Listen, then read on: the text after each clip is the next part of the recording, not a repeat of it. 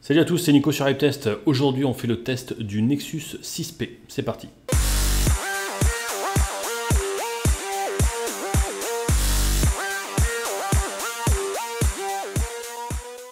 Alors, sur ce Nexus 6P tout en aluminium, on est sur Android Marshmallow 6.0, donc la toute dernière version. On a un écran de 5,7 pouces en AMOLED, donc tiré de chez Samsung. En Quad HD, 2560 par 1440, on a 515 ppp de résolution, on a un Snapdragon 810, on a 3 Go de RAM, on a une version 32, 64 ou 128 Go selon vos bourses entre guillemets. On n'a pas de port de micro SD, on a un appareil photo de 12,3 millions de pixels à l'avant et de 8 millions de pixels en façade. On peut filmer en 4K, on a une nano SIM, on a une batterie de 3450 mAh, avec des haut-parleurs stéréo, donc ça c'est plutôt bien pour le son. Au niveau des dimensions, on est sur 159,4 de haut par 77,8 de large par 7,3 mm. Et par contre, on a un téléphone qui fait 178 grammes, donc ça commence un petit peu à peser. Donc les prix pour la version 32 Go, on est à 649 €. Pour le 64, on est à 699 €. Et pour le 128, on est à 799 €.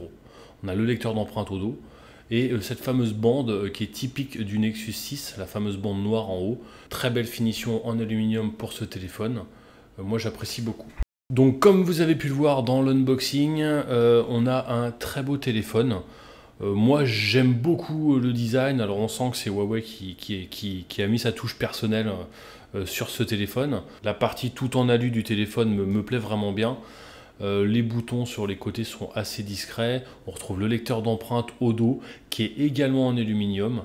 Donc ça c'est la petite touche finale, mais c'est la petite touche Huawei aussi, hein, sur le Mate S, etc. On a aussi le lecteur d'empreinte qui est en aluminium, qui n'est pas en plastique. Donc belle finition aussi pour le lecteur d'empreinte. Donc il est en plus très réactif puisque regardez, on pose le doigt et hop, il se déverrouille automatiquement. Même quand il est éteint, hop, on pose le doigt et il se déverrouille tout de suite. Donc ça, c'est plutôt pas mal. On n'est pas obligé de le mettre en veille pour qu'il se déverrouille. Donc voilà, sur ce nouveau téléphone, on est bien sûr sur la dernière version d'Android Marshmallow, puisque vous aurez toujours les dernières versions avec les téléphones de Nexus. Un doigt pour descendre les notifications, deux doigts pour avoir les raccourcis directement. Donc ça c'est la nouvelle version d'Android qui nécessite ces fonctions-là. Vous avez les réglages qui sont disponibles tout en haut. Et donc vous avez le système UI Tuner qui vous permet de personnaliser un petit peu. Donc il y a une configuration rapide de disponible où là vous pouvez modifier les emplacements des raccourcis. Vous avez la barre d'état également que vous pouvez modifier. Vous avez le pourcentage de batterie qui est intégré. Alors il faut vraiment avoir des bons yeux hein, parce que là, voilà, hop, je le mets, 21% OK. Voilà. Moi, j'ai mis une application supplémentaire pour bien voir parce que vous arrivez en dessous des 15%, on voit vraiment rien. Donc, j'ai préféré mettre une application par rapport à ça. Voilà, au niveau de l'affichage, les icônes, ils sont assez gros. Et ça, je trouve ça plutôt bien. Regardez, de près, vous allez voir la résolution de l'écran et tout. Et parce que des fois, on a des grands écrans et on a des petits icônes. Je trouve ça un petit peu dommage. Là, on n'a pas besoin de télécharger un launcher pour changer.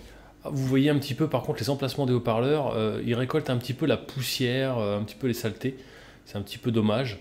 Au niveau des réglages, donc vous avez le Wi-Fi, le Bluetooth, la consommation de données au niveau de la batterie. Donc ça, on y reviendra tout à l'heure par rapport à l'autonomie.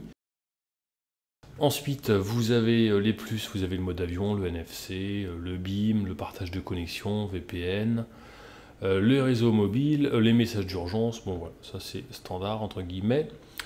Ensuite, au niveau de l'accueil, vous avez donc différents launchers. Moi j'ai téléchargé Nova, mais au final je ne l'ai pas mis puisque l'affichage des icônes était tip top pour moi, donc j'ai pas trouvé nécessaire de mettre Nova, donc j'ai laissé le lanceur Google. Au niveau de l'affichage, vous avez donc le niveau de luminosité, l'adaptation de la luminosité, ça c'est pour de l'économie, ça s'adapte automatiquement, les fonds d'écran, la veille, vous pouvez appuyer 2 fois sur le bouton marche pour déclencher la caméra automatiquement quand le téléphone est éteint. Donc on regarde, hop, on va l'éteindre, hop, on appuie 2 fois et ça déverrouille directement l'appareil photo. Donc ça c'est plutôt sympa, c'est plutôt rapide, ça marche bien. Voilà, donc vous avez aussi donc l'écran de veille inactif que vous pouvez personnaliser également. On a les réglages des sons, notifications, le volume, les alarmes, les différents sons, le voyant des notifications. Voilà, l'appareil s'il est verrouillé, bon ça reste entre guillemets standard. Les applications, bon bah, ça c'est les applications que vous avez sur votre appareil pour avoir plus d'informations. Le stockage, donc là on est sur une version 64 Go sur ce modèle-ci. Donc l'utilisation de la batterie, alors je vous ai mis mon schéma d'utilisation. Alors très bonne autonomie de batterie pour ce téléphone puisque je l'utilise assez intensivement. Je fais pas trop de jeux par contre, mais je vais beaucoup sur internet, je check beaucoup les mails et il m'a tenu quasiment, regardez là ça c'est la deuxième journée, il m'a tenu quasiment 2 jours, une bonne journée et demie. Enfin il vous fera sans aucun problème la journée. Vous pouvez utiliser plusieurs utilisateurs, donc ça peut être bien pratique. Au niveau de la localisation, sécurité, vous avez le verrouillage par code PIN. Vous pouvez verrouiller automatiquement après X secondes. Vous pouvez rentrer plusieurs empreintes. Moi, j'ai rentré ce doigt-là et puis l'autre doigt. Voilà, le smart lock chiffré, ça c'est les questions de sécurité. Les sources inconnues pour les applications éventuelles. Voilà, bon.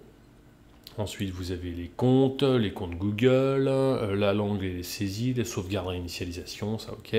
Dateur, accessibilité, impression, voilà. Bon. Ce que je regrette un petit peu sur ce téléphone, c'est qu'on ne peut pas inverser la touche retour et la touche multitâche. Ça, je trouve ça vraiment dommage. C'est un téléphone qui est rapide, il fonctionne parfaitement bien, il ouvre, il ferme très bien les applications relativement rapidement.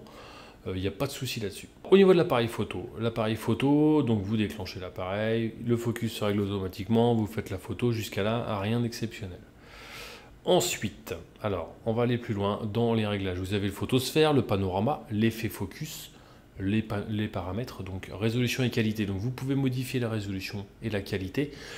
16 neuvième, parce que moi j'aime bien avoir du 16 neuvième, profiter pleinement de l'écran, sauf qu'on descend en 8,3 millions de pixels. Si vous voulez du 12,2, il faut passer en 4 tiers. Ça, je trouve ça un petit peu dommage. Mais au moins, le mode 16 neuvième est disponible. Au niveau des photos caméra frontale, pareil, 4,1 millions si vous voulez du 16,9, 8 millions si vous voulez du 4 tiers. Au niveau de la vidéo, vous pouvez filmer en 4K. Dommage, la stabilisation optique n'est pas tip top là-dessus. En caméra frontale, vous pouvez filmer en 1080. Voilà, la stabilisation vidéo, on peut l'activer, mais il y a quand même des petites optimisations à faire là-dessus. Bon, ça reste relativement correct quand même. Enregistrer les lieux, afficher les grilles, paramètres et des commentaires. Ensuite, qu'est-ce qu'on a en raccourci? Le déclencheur, voilà, donc 3 secondes, vous pouvez changer, 10 secondes, ou alors l'éteindre directement, l'HDR, l'activer ou pas. Et après, vous avez le flash, pareil, donc ça c'est les fonctions un petit peu standards. Vous avez la galerie qui est accessible ici, donc ça, il n'y a pas de souci par rapport à ça. Vous avez le mode vidéo, voilà, accessible par un glissé, donc tout simplement. Donc je vous ai mis des photos entre le Nexus 6P et le S6 Edge Plus, pour que vous voyez bien les différences, puisque le S6 Edge Plus reste quand même une référence. Donc pièce très sombre, il y a uniquement la lumière du store. Photo prise également dans cette pièce, donc vous voyez un peu plus net quand même pour le S6 Edge Plus. Là pareil, pas trop de lumière, bonne captation de la lumière pour les deux téléphones. En extérieur pour le 6P, le S6 Edge Plus, un petit peu mieux quand même. De près, il y a peu de différence encore une fois, un peu plus de luminosité quand même pour le S6 Edge Plus. Et ça c'est en selfie. Avantage quand même pour le 6P qui fait de très beaux selfies. Au niveau du benchmark, donc où est-ce qu'on arrive? Là vous voyez un petit peu la liste, on arrive 9e derrière le Xperia Z5 avec un score de 76 414. Au niveau des jeux, il n'y a pas spécialement de soucis, tout passe très bien, même les jeux lourds comme Real Racing 3 par exemple, là-dessus il n'y a pas de problème. Donc voilà pour ce Nexus 6P, je vais vous résumer les points positifs que j'ai beaucoup appréciés sur ce téléphone. L'affichage de l'écran via Android Marshmallow, plutôt très très bon. La rapidité du téléphone, aucun souci par rapport à ça. Donc les icônes vraiment de bonne taille par rapport à la taille générale de l'écran. Après, au niveau des haut-parleurs en façade, ça c'est quand même tip top, surtout que ceux-ci sont en stéréo. Donc au niveau du son, on l'a en pleine face et en plus en stéréo, donc là c'est vraiment idéal. La qualité photo des selfies, je le répète, très très bonne. J'ai fait des tests avec un G4 et un S6, il n'y a pas photo entre les deux, entre guillemets. La qualité photo également à l'arrière, la finition, j'ai beaucoup apprécié l'aluminium, le lecteur d'empreintes bien situé aussi derrière. Il a une bonne prise en main aussi avec ses bords légèrement incurvés. Très bon point également pour la batterie puisque vous tenez largement la journée. L'USB type C sur ce téléphone, ça c'est vraiment pratique. En ce qui concerne les points négatifs de ce téléphone, je trouve que la taille ratio, taille écran est un petit peu loupée entre guillemets. Huawei a l'habitude de nous faire des téléphones avec une très bonne taille ratio. Là je trouve que c'est un petit peu dommage si on le compare à un 5,7 pouces, un S6 Edge Plus par exemple. Vous voyez, taille d'écran identique, mais on a quand même un téléphone qui est quand même un peu plus mastoc. Donc je trouve ça un petit peu dommage, ça joue sur la prise en main, sur l'esthétique. Ils étaient pas loin de faire un téléphone presque parfait, c'est un petit peu dommage. Au niveau du pourcentage de batterie, on voit quasiment rien, donc ça je trouve ça un petit peu limite, ils auraient mieux fait laisser le pourcentage à côté. Son poids, il est assez lourd quand même, vu qu'il est assez gros, mais il est assez lourd, on le sent bien au niveau du poignet. Puis on ne peut pas inverser en bas la touche retour et la touche multitâche, et ça je trouve ça vraiment dommage. Après peut-être éventuellement un manque de personnalisation, voilà, vous avez les accès standards, bon, c'est pour vraiment un petit peu chipoter sur le téléphone, mais voilà. On ne peut pas étendre non plus la mémoire via un port micro SD, donc pas d'extension de mémoire sur ce téléphone-là également. Donc voilà, pour ce Nexus 6P, est-ce que j'achèterais ce téléphone-là? C'est une bonne question, c'est un très bon téléphone haut de gamme, il fait bien le boulot entre guillemets.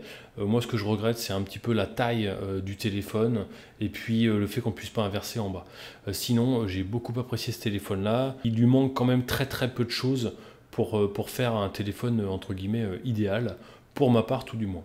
Donc voilà, j'espère que ce test vous aura plu, vous aura un petit peu avancé sur ce fameux Nexus 6P. N'hésitez pas à nous rejoindre sur les réseaux sociaux, à vous abonner, tout est gratuit, profitez-en. On se retrouve prochainement sur un futur test ou unboxing. Allez, à bientôt, ciao.